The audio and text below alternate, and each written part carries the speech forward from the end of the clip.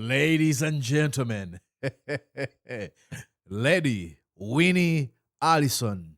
Museveni still continues to present himself as a Democrat. So how do we counter? How do we dismantle the narrative he's sold to the West? Fortunately, we have successfully dismantled that. Yeah. Social media has captured incidences and events in the lives and the existence of the Musevenis like never before. I strongly believe that what he used to portray has definitely been watered down. No, I am not done yet. Ladies and gentlemen, Lady Winnie Allison. But for 20 years, you have a president who is claiming to bring peace in Somalia and everywhere, but his backyard is burning. How so? You know? That's contradictory. So Acholi is exceptional in coming to the table to believe the change because most of them have lived through the camps. They have lived on waiting for Museveni to give them food or opportunity. So they're used to dependency. But a few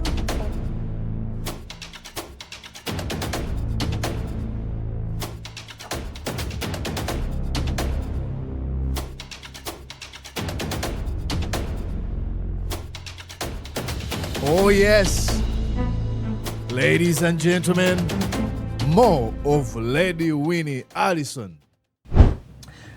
I've seen you've posted on your social media about, is it the dynasty for how many years? 100 years? Yes. Do you see this expanding beyond Museveni and Muhoozi? I don't see it as going to happen, but I know that they have a platform. They have a template, actually, that they will operate or they plan to operate on. No, we're not done yet. Lady Winnie Allison is cooking. Let her cook.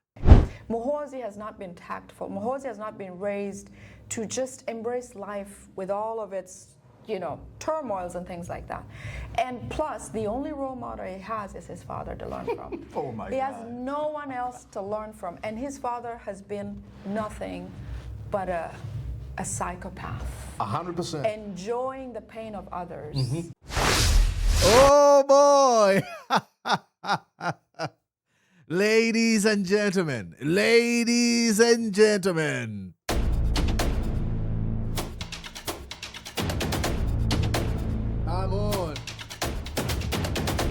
Come on, ladies and gentlemen. Hope you're having a wonderful time. Mordecai Morisa here. Happy Saturday. Oh, yes. Happy Saturday. I hope you're having a wonderful time. If you are, congratulations, and please keep it that way. And if you're struggling, everything should be all right, or shall be all right. Well, ladies and gentlemen, during the National Unity Platform Diaspora Convention in Los Angeles, California, last week, I came face to face with Lady Winnie Allison, one of the most outspoken and fearless critics of the Museveni criminal regime, and the former wife of the late Speaker of Parliament, Jacob Oulanyah. Lady Winnie has emerged as a powerful voice against the Museveni criminal regime, speaking with boldness, that boldness that has earned her comparisons to Turkey-based Ugandan dissident Fred Kajubi Lumbuye. But her story carries an extraordinary political contradiction. Her late ex-husband once served at the very top of the Museveni establishment. She now relentlessly attacks. So, I put the uncomfortable question to her. Why is she now so fiercely opposed to a regime her late husband once served? The question is, what really changed? And what has pushed her from being this lady who was connected to the establishment to becoming one of its most vocal critics? I want to assure you this. Lady Winnie did not dodge the questions, not a single one of them. What followed was a remarkably candid, coherent, cohesive, cogent, fearless, and revealing conversation. Her answers were measured, eloquent, as I said, and unapologetic. And they offered us a fascinating glimpse into what she believes is wrong with the Museveni's criminal regime, Museveni himself, and his neighbor baby, Muhoozi Kainerugaba, and why she refuses to remain silent. She could choose to live a comfortable life in the USA where she resides, but no. So that is the conversation that you don't want to miss. And as I speak right now, it's going to be playing, but do me 3 magical things. 1, like the video, comment, and invite others to join us. Now you can copy the link and share it in your WhatsApp and other social media groups. That's a very good thing, but subscription is free. And if you want to give me a tip, you can just become a channel member by hitting that join button. With that said, those niceties out of the way, ladies and gentlemen, Lady Winnie with Mordecai Murisa. You guessed that right, live. You're watching Mordecai Marissa Live Political Commentary. Please consider subscribing to help grow Uganda's Voices of Struggle ecosystem. Thank you. I cannot appreciate you enough for using your valuable time to always go on social media, break down things for people.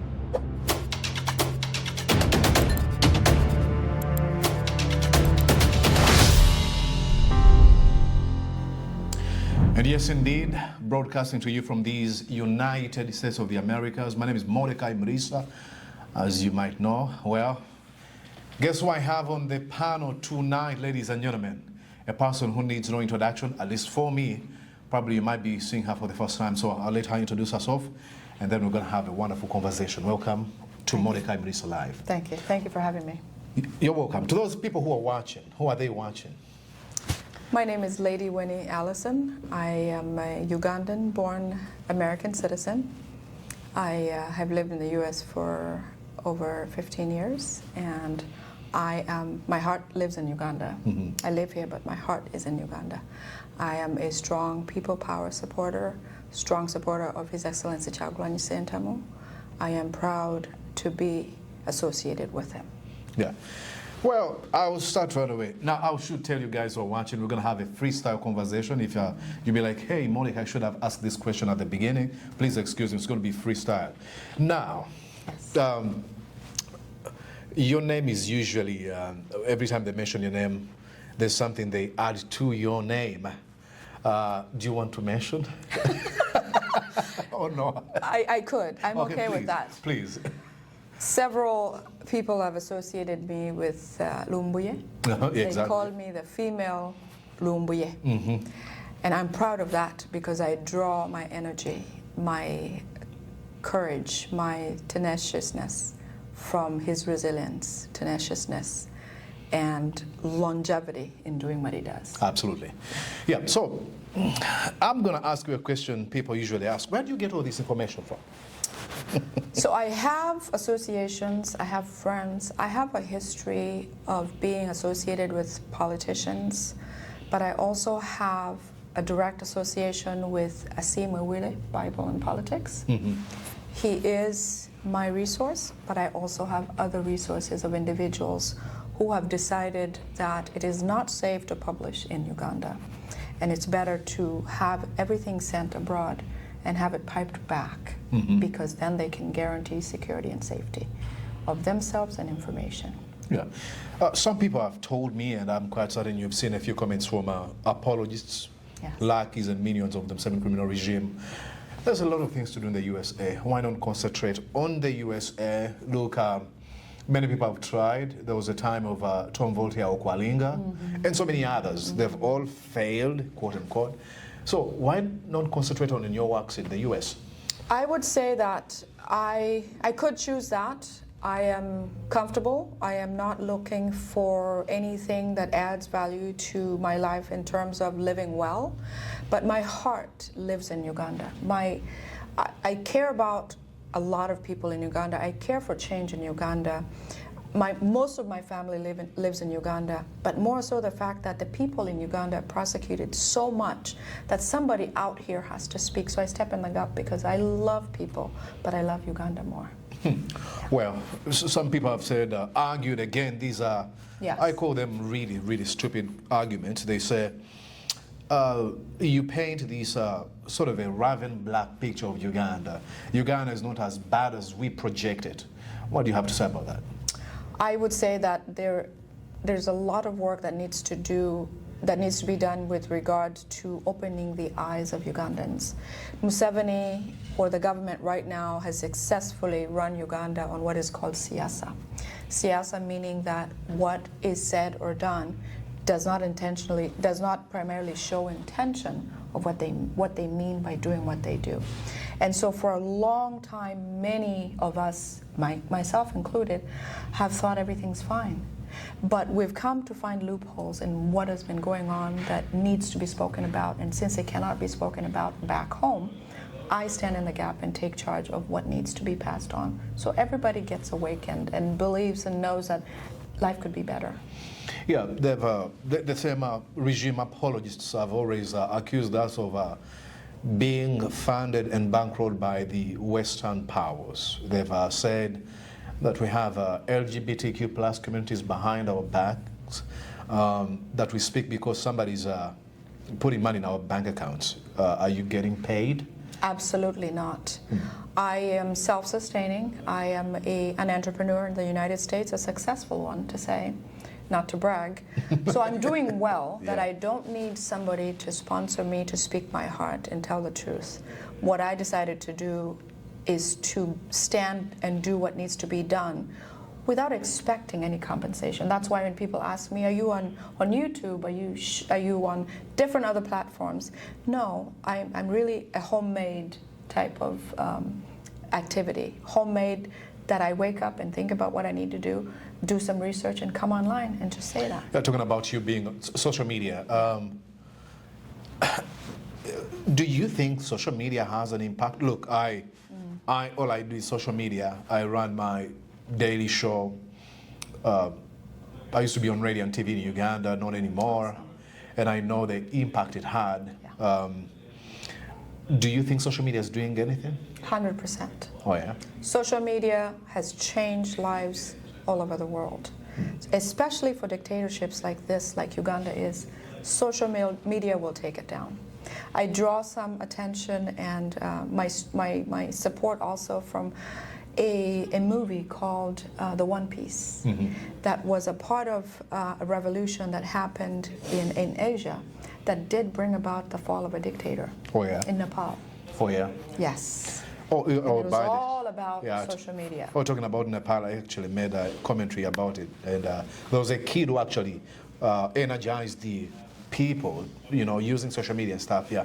So, you think that we are making an impact? I believe so, because with a cell phone, no matter where you are in Uganda, you will receive either a byte of information or as much information as you can. It's limited to, I know sometimes who can afford, but the fact that it's on the fingertips, for every reason, social media has been used successfully to achieve the goals. I believe for Uganda, it is one of the things that has been a game changer in politics and just general livelihood.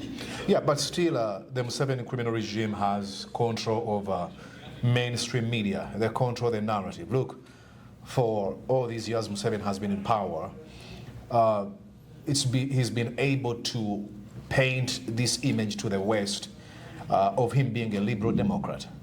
I remember, I don't remember, but I read about, I was a kid then, when President Bill Clinton referred to Museveni and the likes of Meles Zenawi, Paul Kagame as the new breed of African leaders. And they looked at him as a Democrat, and many of them have maintained that image. Museveni still continues to present himself as a Democrat. So how do we counter, how do we dismantle the narrative he's sold to the West? Fortunately, we have successfully dismantled that. Yeah. Social media has captured incidences and events in the lives and the existence of the Musevenis like never before. I strongly believe that what he used to portray has definitely been watered down, because, for example, such as, the election of 2026, the January 15th election, despite the fact of what he has shown or portrayed himself to be, there's been a lot of information in the background that has been shared that everybody's mouths just fell open, because you can't believe what he says he's doing or what he has done because there's a lot of evidence that is truly captured in real time. So despite the fact that he controls the main media, which a lot of people have shifted away from, a lot of Ugandans do not focus on the medias that are national in Uganda. They are on the social media platforms that they feel provide real-time information, even decimating information that's passed on by the mainstream medias. So social media is a revolution that he will never have grips on, because when he came, it wasn't existent. And for so long we lived without it, and we never discovered who he was. But now the whole world knows who he is because of social media. Yeah. So what message do you have for a kid in Chegegwa, in Kapelbong, in Bushenyi, where he come from, who has a iPhone of 20,000 shillings and has got a Facebook page? How can you encourage them to use their social media to send out their messages? I would say... And how long have you been on social media? I'm sorry. So I've been personally on social media for private, family-ish reasons or whatever, maybe 20 years now. But I've only become public with my social media to share such on a larger platform maybe 2 years now. You're kidding me. Actually... Wow. Actually, in 2018, when His Excellency got into that Arua incident, that's when I came on to support the opposition in Uganda. Kyagulanyi Ssentamu was my eye-opener of what was going on in the country. Before that, I was wrongly guided, obviously by public media that they have, on what the issues are. And I believe that the Museveni government was doing what they could, or the best that they could. But with Kyagulanyi Ssentamu's treatment in 2018 in Arua, everything changed for me. So to the child, to the kid out there, I say, use whatever you have, do what you can, whatever you are, to get that word out. We are here, we're a community that is undivided. You really can't say social media is about these people, those people. Everybody receives information. So get your word out, get the information out, because you never know where it lands. And that's the beauty of social media. We've done videos that have ended up in the right hands, and they've made decisions on whether to support Museveni or not, based on what they have on hand. Right. You come from northern Uganda, you mentioned. Do you think people out there are conscious to the injustices committed by the Museveni criminal regime? I believe so. Northern Uganda is very unique, Acholi. I'm an Acholi from Pade. I come from Pade district. Proud, proud. Northern Uganda is unique because Northern Uganda was hurt. I wouldn't say the most, but Northern Uganda, as soon as Museveni came into power in 1986, Northern Uganda was hit with the LRA war for 20 years. 20 years? Oh 20 years. And that's one of the reasons why I wonder why the Western world, well, it's okay. I guess the siyasa and all of that, But for 20 years, you have a president who is claiming to bring peace in Somalia and everywhere, but his backyard is burning.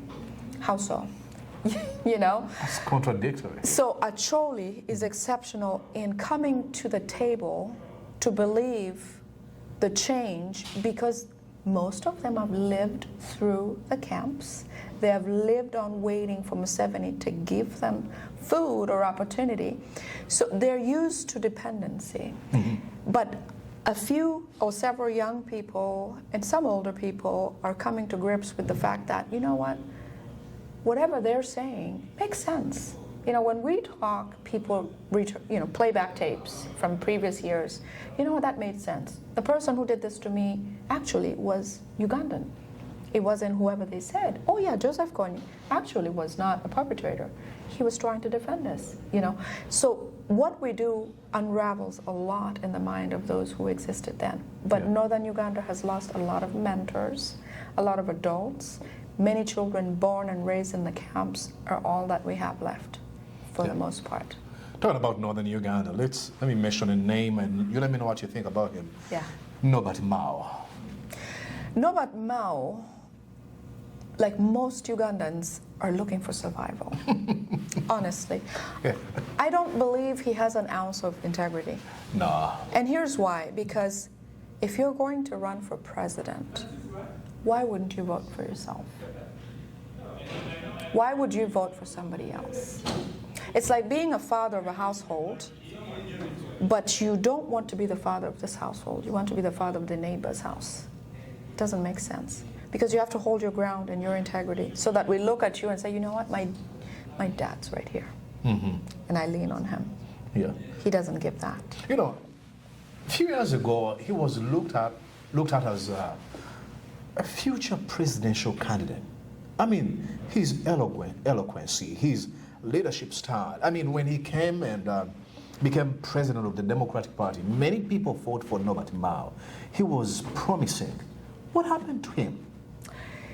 Like several oppositions in Uganda, and this is something that we have to unlearn for most Ugandans. Being in the opposition has always meant either being staged by Museveni or supported to be, I call it his design opposition.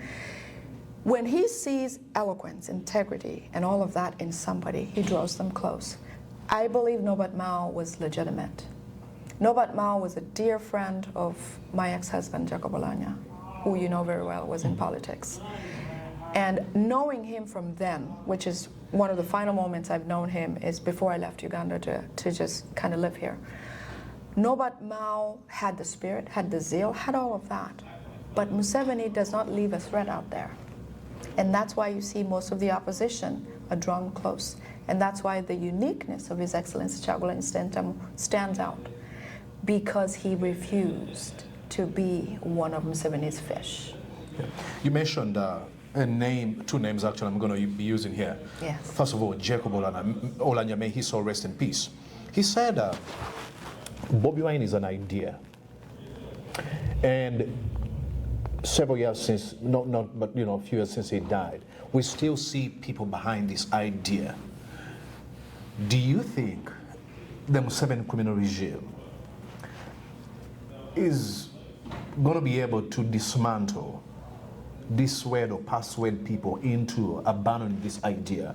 Because whenever I see them committing these atrocities, targeting Bobi Wine, they're sort of trying to send a message that, you know what, don't even put your trust or even support behind this man. Do they think that people are going to wake up one day and be like, okay, we abandon Bobi Wine or we abandon these ideas? Why do they do what they do? What's your conclusion? What's the logical conclusion in what they do? My conclusion about that is that Museveni's government is on life support. And when you're on life support and all of your organs are failing, you have to entertain whatever it takes to live. I know that they're at a dead end and must do whatever is possible. That narrative is to try to survive, to live another day or minute or hour, whatever time there is that's left, because they have no other solution. So the narrative of Bobi Wine's an idea. They have to figure out how to beat down what's in our minds. But our hearts are different. We're charged differently. We live differently. We're surviving than living. We see all of this happening every day. It doesn't make sense. How can you tell me it's an idea, but we're living consistently? Your neighbor is, your friend is, your grandfather is, your great-grandchild is. We're all living in squalor. There's no way you can tell me. The human spirit is very strong when they decide and they consume and they believe. Like we believed Museveni before. When we become that, it's hard to change. We're existing as is. No matter what you say, it doesn't hit it. There's something you mentioned here. Yeah. You said that when I talked about Nobati Mao, you said when Museveni sees people as eloquent as Nobati Mao, he draws them close to him to compromise their values and principles. And that brings me to somebody out there who is seeing you, and you mentioned the late Jacob Oulanyah. They might be wondering, are you a spy? Oh my goodness, I could hardly be a spy. One of I am, like I said, I'm comfortable. Exactly. I don't have to do this. I don't have to expect anything.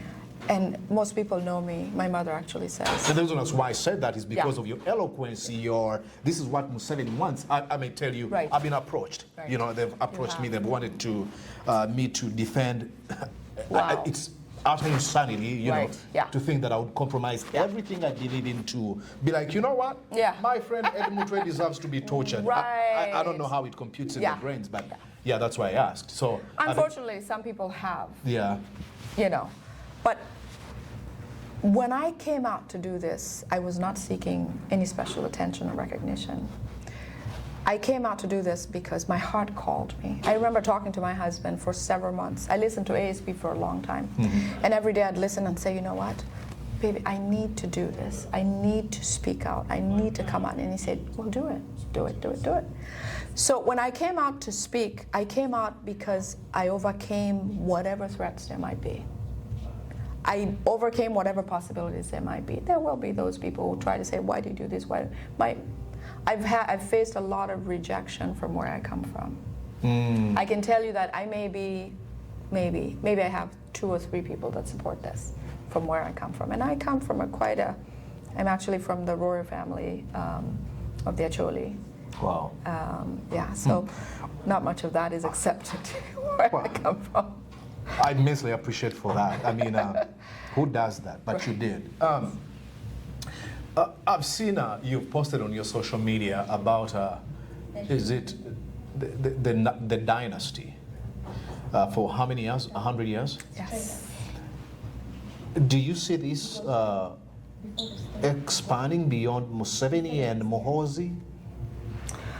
I don't see it as going to happen, but I know that they have a platform. They have a template, actually, that they will operate or they plan to operate on. Knowing those facts helps us build a guard to protect us from getting into that. And that we're doing that really well with the help of the president. I don't see it going that far because when it started, we were not this aware. We were not this awake. But now that we are, with knowing what they're guarded with, we know how to deal with them. We've become Goliaths. Davids, actually. Oh, yeah, David. Yeah. Let me ask you about, look, I've always looked at Museveni. When I came to know Museveni, I found him, one, to be manipulative to the core, candid as they come. How was he able to manipulate some of the brightest minds, the likes of Dr. Chizabes and so many others, the Matthew Luchikire, the Miriam Matembe, the Winnie Byanyima? How was he able to look? I've been able to try to read and understand the psychology of Museveni. He's a kid. I think he was abused. Yes. With childhood trauma. I mean, I've heard things he did when I think, I don't know, you know about when his mom was attacked, and Winnie Byanyima's family went and fetched her from where she had been attacked. They nursed her for more than a year, took care of her. Museveni never said thank you to them for a year, for a full year. Okay, and Boniface Byanyima has said he was always a loner. He always thought that he was the smartest in the room. He still possesses, possesses these narcissistic tendencies where he looks at himself, oh, I don't drink this, or you shouldn't eat this type of meal, or I am this, or I don't do this. I'm like, oh, who cares, okay? If you don't drink milk, I don't care. Why do you have to announce? But how was he able to convince these ostensibly educated, learned, knowledgeable, wise men and women that he was the man to lead this liberation struggle? Museveni is a narcissistic personality. I like that you said that. Museveni knows how to bring you to your knees. And when he meets people who are of intelligence or of extraordinary abilities, that he feels like they're a threat to the throne. One of the biggest things is a fear of losing where they are. Museveni is a person who came with nothing. He lives in poverty despite being wealthy. You can't change a person like that. Because all they think about is how to break you and bring you to his level. Okay? Every person that Museveni has, he has a crime against, or he has something really embarrassing that they've done, that when they say they're going to turn away or refuse to do what he said they would do, he threatens them with what he has to show the world to bring them down. While bringing them on board, he makes sure that what he's going to get out of you is going to be the max extraction. And after that, because as soon as you're seen with Museveni, your credibility goes this low. Absolutely, yep. You are never going to be respected. Yep.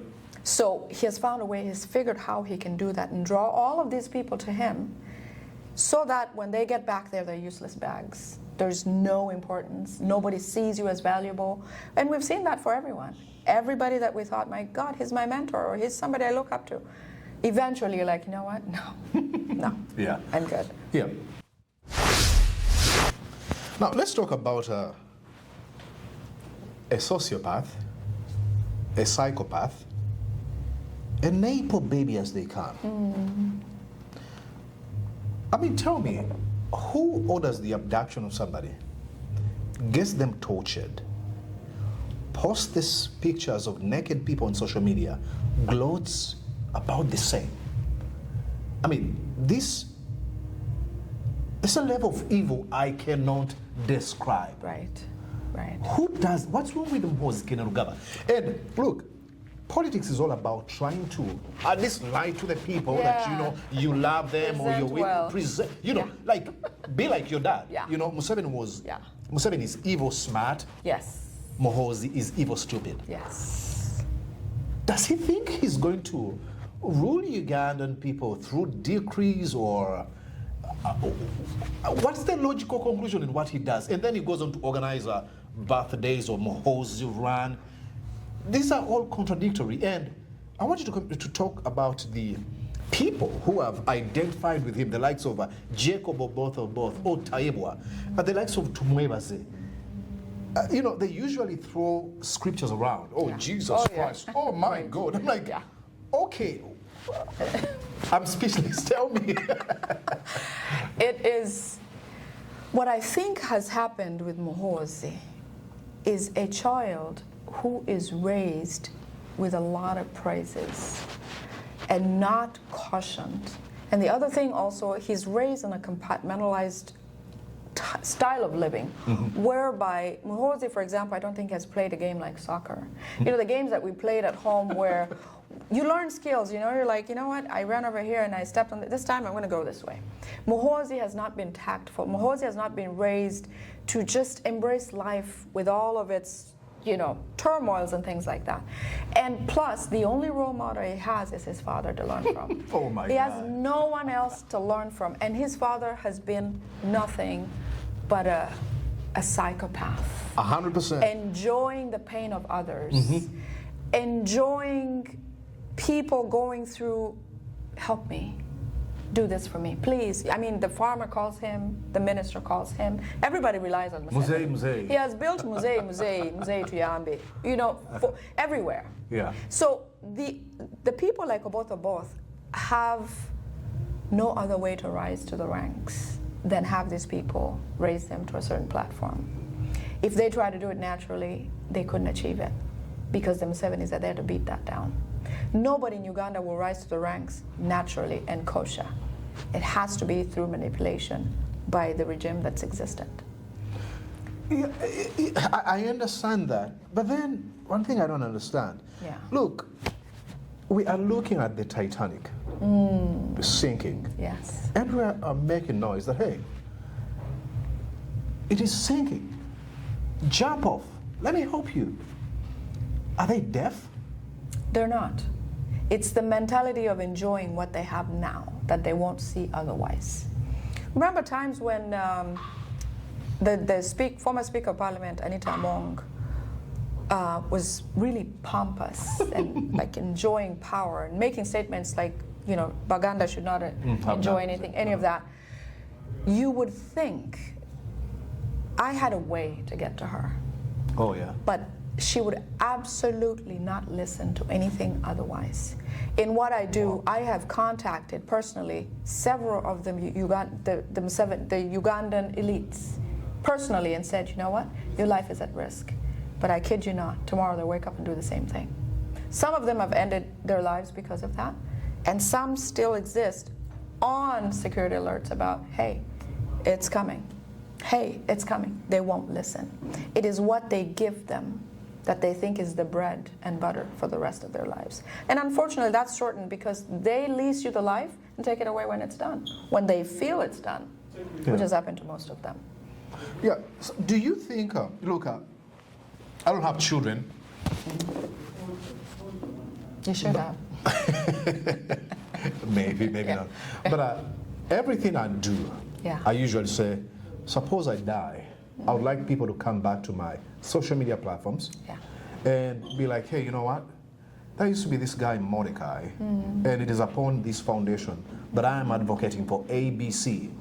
Do these people have that in mind? That, you know, there's going to come a time when Mordecai is not here anymore, he's dead. There's a Uganda where their children and their grandchildren will live. Do they have that in mind, or they don't care? They don't. They don't. Uganda is where, especially with the political type of climate, it's where people exist without even having a will, thinking they're going to live forever, like for a really long time. Just as simple as that. How do you rise up the ranks or achieve so much and have no direction on how your life will end and how it continues for your children? So I do not believe they're concerned about that, because when Museveni is giving you the goodies, you will not see the blind spots. People think that lasts forever. And I have personal experience with that. They think it will last and continue coming. But Museveni clamps your life when he wants. Therefore, you have no say on how things end up for you. Okay. I'm glad you mentioned that. Museveni clamps your life. Look, we all know that Anita Among was going to be okay had she not tried to build alliances within the Museveni criminal regime that would give her a semblance of influence. Museveni wants 100% loyalty. And that should tell you everything about this man. He doesn't care about anybody else. Do you want to convince me that all these people in this, and I'm not talking about those in the inner sanctum of the NRM, the Mama Babas and Sam Kutesa. I mean, other people outside of the inner sanctum, don't they realize that, you know, this is a bad role model? I have nothing to, I shouldn't have anything to do with him. Because if you have a sick man as your president, and I don't know, why don't they abandon him? Unfortunately, most of them don't see what you see. Look, I was really young when I decided to abandon my career in journalism. And it was after I read Noam Chomsky's Manufacturing Consent, and I'm like, oh, wow, this is how the media operates. I'm serving somebody's interests. And shortly after the attack on Bobby Wine, then I went on my social media. I said there was this guy, Olaxis Isma, who went and gloated in the brutalization of Bobby Wine and warned that, you know, we're gonna kill you. And, you know, so I recorded a video. I'm like, hey, this is wrong. Museveni come out. He was wearing a T-shirt with bearing Museveni's picture. I'm like, come out and, you know, this is hate speech, threatening violence. No, then after I had posted that video, then I received calls, say, delete. I'm like, oh, okay. I'm like, why? Oh, you're spreading hate. I'm like, no, I'm calling out, you know, this guy. And then I realized, oh, I cannot actually use my platform while identifying as NBS show host and news anchor. And I was pretty young. Okay. Why are these people able to see that? They're not, because of their dependence on him. The dependence that they have, that they know, and Anita Among was assured of a continuance, which is what most of them have. Oh my God. They have the conviction, you know, sometimes these people cry alone about the concerns of what's going on. I know some big names that I know sit outside in the yard by a tree and cry about the circumstances, but dress up in the morning and go to work. So it's amalgamation of everything. It is the bread to my family, although some people take it too far, but also the inner child is crying on the inside. Many of them know, they see it, they just don't want to publicly accept it. Yeah, I mean, many of, I read a few lines from the book of Miriam Matebe. She signed me a copy, Betrayed by, you know, the struggle for freedom and democracy, Betrayed. And she mentioned about how Museveni made a promise to her, I'll never kill you or arrest you. Now that says everything. If somebody has got to be like, I'll never kill you. Those are your choices. What kind of a promise is that? But I believe that people within this criminal regime that saw that and be like, okay, this is crossing the Rubicon. Yeah. This is unbelievable. 73-year-old sent to Oulanyah military barracks. Yeah. They were like, what?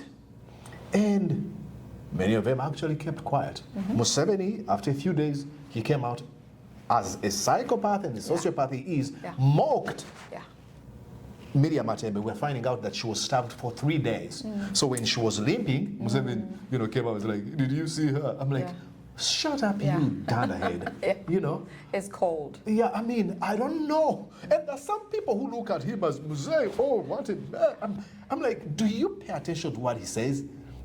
Oh, they told me they had assaulted Bobi Wine, and I said, let me see. Yeah. I found out that they had beaten him so well. So well, he what? said that. What? Yeah. Okay. And then I'm like, do you still identify with this sociopath? So, what breaks my heart is, there was a time when we were in the this violent campaigning in this last election, and Bobi Wine wrote to the elders within my Ankore. Yeah. And he was writing to them. It's like, hey, please come out and say something. He wrote to these the Matthew Ruchiki, religious leaders in Ankore, like, hey, come on. This has gone too far. None of them, zero, raised their voice. I don't understand. Historians will write about the years of Museveni. I think I don't know how they would define it, because there's no way you convince me that you see what's happening to Dr. Chiza Besigye. At least, okay, pretend. Give us a facade of care. Be like, okay, I condemn what has happened. But the entire government, like, no, we won't say anything. Yeah. It's sickening. Well, now, do you think as we continue to see this Titanic about to hit the iceberg, do you think a few people are going to jump off this thing and go into exile or something? I believe so. Yeah. In fact, several people within the government of Museveni do not like what they see. I'm talking as close as the people that guard him. There is no way we would get information like this if we did not have associations that deep. We have associations deep in that government. And it's a huge crack that normally will sink the Titanic. And I think we're achieving that. So even if they put a facade and say, you know what, we're working for him, Museveni, whatever, there comes a time where people like Odongato have their family living abroad. Yeah, his wife and kids don't live in Uganda. He can make noise. He's probably happy about getting grabbed by himself. But, several of these people have traveled abroad, have had, children have visas 10, 15 years. Some of them have a home abroad. It's a matter of time. And nobody's going to tell Museveni's people, especially the rotten apples, when it's time to leave. When things change, when the Titanic hits, everybody will pack their bags and go. Uganda will sort itself like a sieve. So you believe the Titanic is going to hit? 100%. Oh, yeah? 100%. The boat is filling with water right now. With the iceberg, we're done. The reason why I do this and I wake up every day to do this is because every day inches on forward. I know it's going to happen. Yeah. 100%. It's going to happen. Yes. Ladies and gentlemen, oh my, Lady Winnie Allison. Yes. What an amazing person. I mean, I truly, truly immensely appreciate it. Every time I see you posting something, I don't want to be, gone are the days, I really hated it when I was in Uganda, where we would have people who were effective communicators, eloquent, but when they travel to the USA, they fall into this culture of working and I don't have time, or it might not even be work, but they don't care about Uganda anymore. Yeah. So when I see you and the rest of other guys, I have so much respect for the likes of Lumbuye, HBR Simo, and so many others, JB Mwonge, and so many Ugandans who wake up every day to remind the Ugandan people that, you know what, this thing is coming to an end. Please do not lose hope. And, share information. So thank you for doing that. You're very welcome. Thank you. And I'm looking forward to having more conversations with you. Absolutely. Please, you're welcome to Mordecai Murisa Live anytime. Thank you very much. Anytime. And now that I know that I've met you in person, I'll be sending messages and be like, hey, please share with me those videos. So, don't be surprised when you see them on my social media platforms. Yeah. As much as we can get it out there, let's do it. Absolutely. Yeah. And thank you so much for watching the channel. You're very welcome. And Please. You inspired me. What Everybody do you mean? before me inspired me to do this. Oh, good. So Yeah. I'm happy to have somebody to hold their hand Yeah. to get ahead. Absolutely. Yeah. All right. Thank you so much for the time, and Very welcome. I hope I'll see you around. Yes, we will. Yes. Ladies and gentlemen, I hope you enjoyed this one. I promise I'll look for her, and we have more conversations. Stick around. Thank you. Yeah. Right on time. Tujeko. Oh, tumalize, yeah. Can I smile with you? Kapesa keko. Keuke nini? Did you enjoy what you just watched? I'm sure they did. I'm going to guess that you did. How about you consider subscribing to Mordecai Marissa Live YouTube channel? Thank you.